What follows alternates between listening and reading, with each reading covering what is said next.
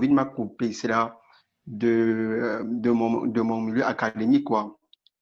Moi, j'étais Ouais. toujours habitué à partir en salle avec un professeur et des amis échanger. Mais bon, voilà, directement, je me retrouve à la maison comme un prisonnier forcé. Et avec le stress, c'était pas vraiment facile pour surmonter cette période de crise sanitaire. Et aussi, tant aussi sur le plan, disons, la santé, on a vu ici là des personnes, des familles qui ont perdu pas mal, comment dirais-je, des personnes qui étaient atteintes de cette maladie-là. Et cela avait Ouais. aussi un impact plus ou moins sur mon moral. Parce que chaque fois quand moi, disons, je partais sur le net et je voyais par jour 9000 morts, du coup, moi-même, j'étais un peu stressé, quoi. Je me disais, ah, Chloé, bon, voilà, peut-être toi-même, là, tu n'es pas aussi loin. Tu es de la mort, Ouais. quoi. Ouais. Donc, Et une chose que j'ai apprise aussi pendant cette période, c'était que très souvent, je pense que beaucoup d'entre nous, nous fabriquons plutôt des excuses pour ce que nous avons à faire. Bon. Parce qu'il y en a qui ont eu énormément de temps à la maison. Le matin, on se levait, on ne faisait rien, on passait toute la journée à la maison. Il y a tout ce qui pouvait se faire à la maison. Et je crois que les maîtres de la procrastination, les maîtresses aussi de la procrastination, ont compris qu'en fait, ce n'est pas le fait de dire je m'en vais en fac, je m'en vais en bibliothèque et tout le reste qui fait qu'on est vraiment. Enfin, c'est pas ça qui justifie qu'étant là-bas, on est en train de lire. On est vraiment en train Exactement. d'étudier. Je pense que ça a permis à un bon nombre de personnes, à moi entre autres, de faire beaucoup d'introspection. Des moments où on se retrouve avec soi-même, on essaye de se poser les bonnes questions, et on essaye de se demander, euh, de faire un peu des petits bilans, non? Chaque jour qui se lève, voilà, je me suis levé aujourd'hui à 10h, à 11h à midi. Qu'est-ce que je vais faire jusqu'à 4h du matin où je vais me rendormir? Ouais. Ça, c'est un peu mon cycle de sommeil. Hein. J'en profite pour le dire comme ça. Donc, je me lève à 10h, 9, 10, 11h, ça dépend. De là, Quand nous finissons des boulots, des études, ou parfois pendant qu'on est étudiant, on va chercher du boulot, on ne nous donne pas de boulot, on ne répond pas au CV. Oui, j'essaie de ne pas souvent pour toi la méthode italienne, mais nous nous plaignons, mais nous ne savons pas que oui, même si on est dans ce boulot, est-ce que tu es à mesure de le faire? Le risquer un paquet de vraiment zéro. Et étant étudiant, vous savez, avec le service informatique de l'université, vous faites encore ça à prix zéro et console de zéro. Des choses qu'on n'avait jamais fait parce qu'on ne savait pas. Mais pendant la quarantaine, à la même part politique, pour quelqu'un comme moi que je côtoie les deux trucs, il dit ok, c'est le moment où, au lieu de confondre le jour et la nuit pendant la quarantaine, je m'assois devant le computer et je commence à suivre des tutoriels. Ouais. Bon, il y a beaucoup de formations que j'ai eu à faire comme ça tranquillement, au-delà de ces études que j'ai fait tranquillement. Aussi, même la réorganisation de ma vie, des projets, des priorités. Comme Banido disait, on cherche souvent des priorités pour ne pas réaliser les choses. Moi, je dirais aussi c'est parce qu'on n'a pas un principe dans notre ADN, ce n'est pas de notre faute. On n'a pas un principe de dissociation de l'utile à l'agréable. Et nous allons tous très souvent sur la peau. J'ai écouté beaucoup de gens qui disaient pendant la crise, Jésus qui était né et autres. Pour ne pas vous décevoir et pour ne pas dire aussi en même temps vous rassurer, je vous dirais qu'ils n'ont pas cessé d'être vos amis. Et ils n'ont pas changé. Oui.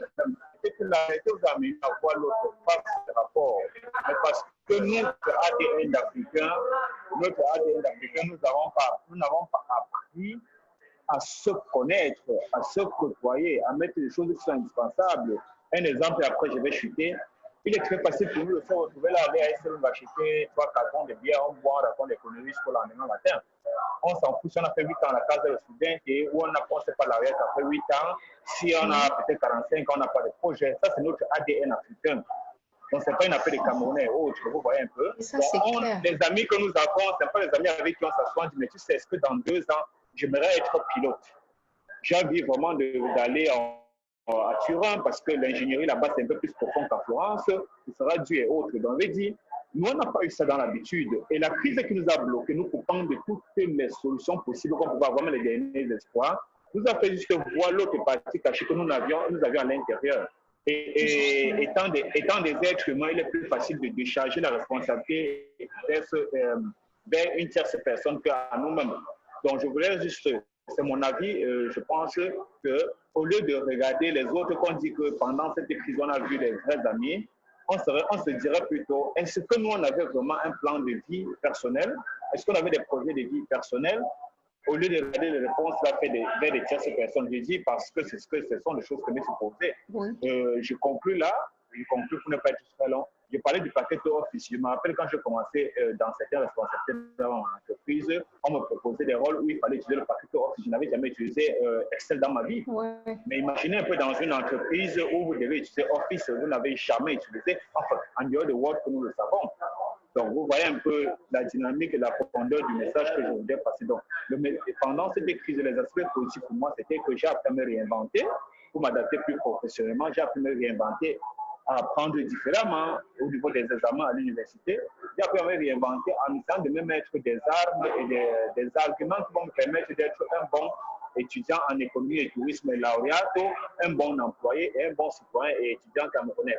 De savoir qu'est-ce que l'étudiant, en fait, étant donné que nous sommes majoritairement des étudiants ici, je crois, pouvait tirer en gros de positif de la situation Covid, en fait. Je suis déjà ravie de voir que la plupart ici on travaille et je tiens à les féliciter, c'est super. Et par contre, bon, pour ceux qui, comme moi, qui étudient juste et qui n'ont pas de travail, ce que je pourrais dire par rapport à cette question-là, c'est de comprendre que, en fait, ce que j'ai compris, c'est qu'il faut maximiser aussi pour prendre le temps d'étudier ce qu'on étudie.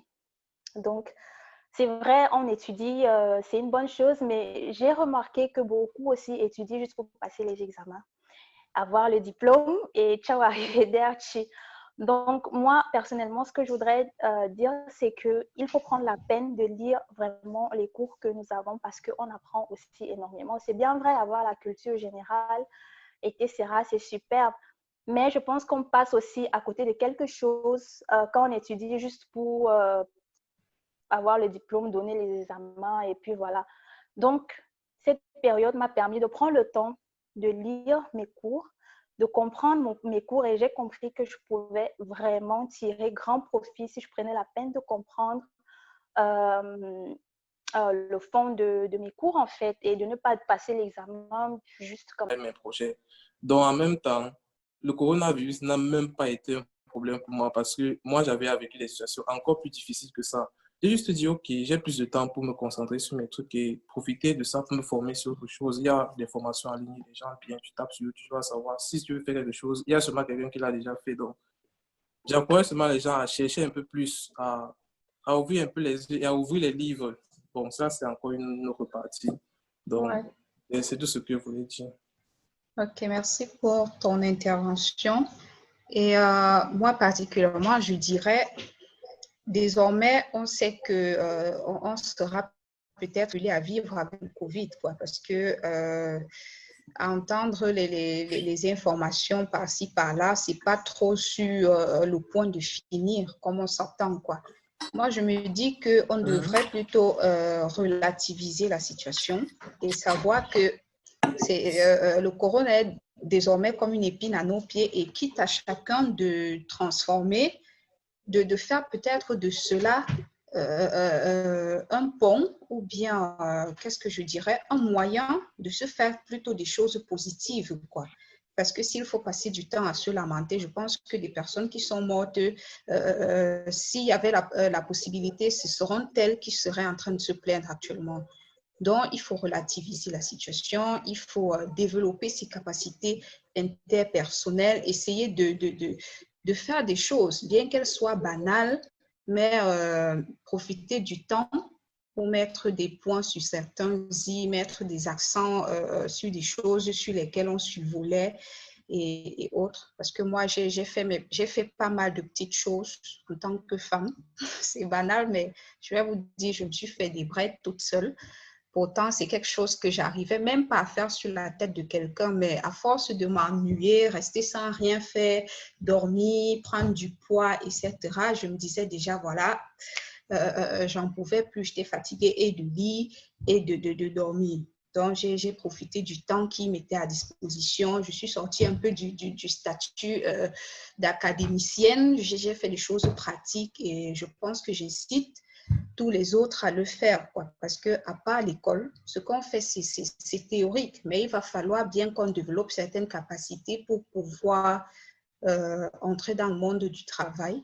Et tout en rappelant aussi que de nos jours, même dans les procédures d'embauche, lors des recrutements ou bien des interviews et tout, les employeurs tendent à vouloir des personnes qui